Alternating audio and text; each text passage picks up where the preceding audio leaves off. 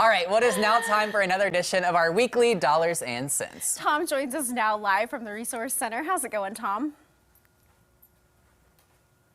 You know, it's going fine. Anytime I get to spend a little time with Bruce Porter, I'm always going to learn something. And just so you remember, have your phones ready, because right around here, toward the end of the interview, we're going to have the QR code up, and you can find out all of the services and things they have to offer via Bruce Porter and the Resource Center. Good to see you as always. Good to see you. Hey, all right, we're in the new year. You may as well start turning over a new leaf.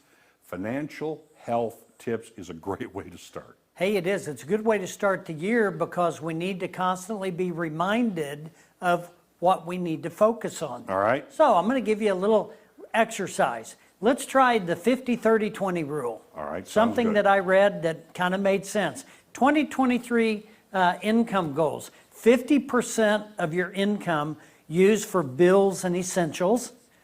30% on hobbies and entertainment.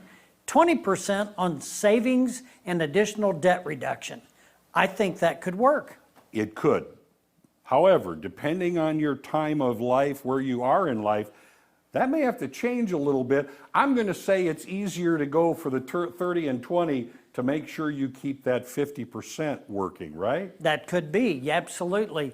What happens, everybody lets the bills and what they think are essentials get too high. Exactly. And then they don't have anything left, and nobody's going to give up their entertainment. They might give up a hobby, but they're not going to give up their entertainment. So that's going to eat into that budget. And then they're going to realize, oh gosh, it all went here and here. I don't have anything left for myself. And I think that we just continue to prioritize our dollar and try to break it down, maybe every paycheck, maybe every month for sure. But if you try to prioritize right out of the gate, here we are in January, try to develop some good habits as we move forward. Well, if you look at your paycheck 50, 30, 20 and figure out here are my limits in those areas.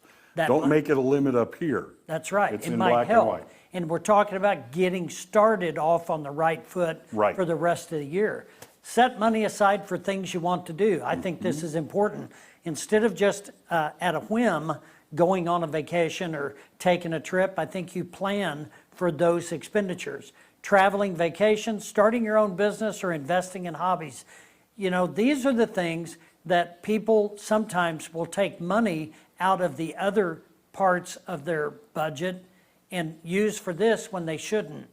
They should make this a line item in their budget and start saving. If you need a new washer and dryer sometime this year, start right now by putting a little bit of money away every week, every paycheck, every month.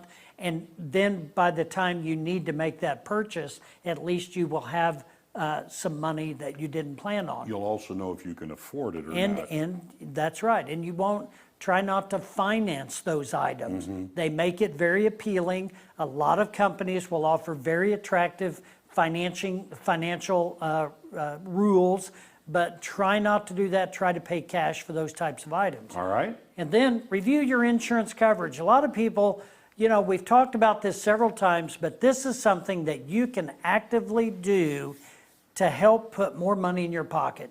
Your auto and home insurance needs to be reviewed.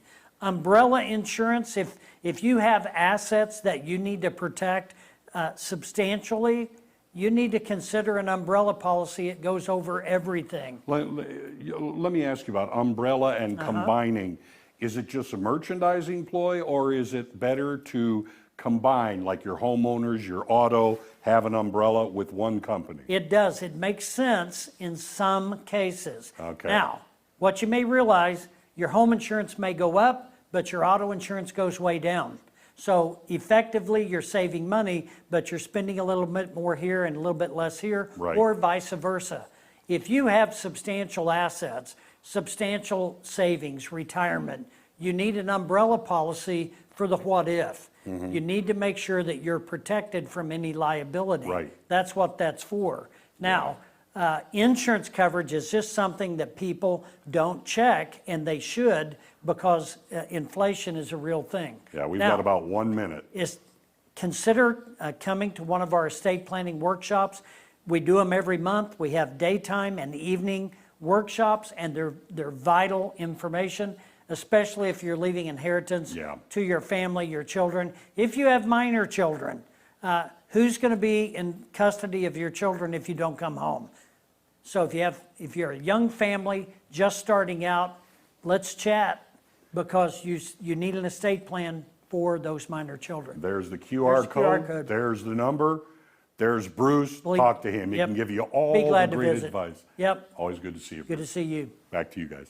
All right, thanks, Tom. Lots of great financial advice as always. Usually. So, Yep. Yeah, and it's still the start of the new year, so great time to get your financial assets in order. So there you go. Make some plans and That's some goals. Right.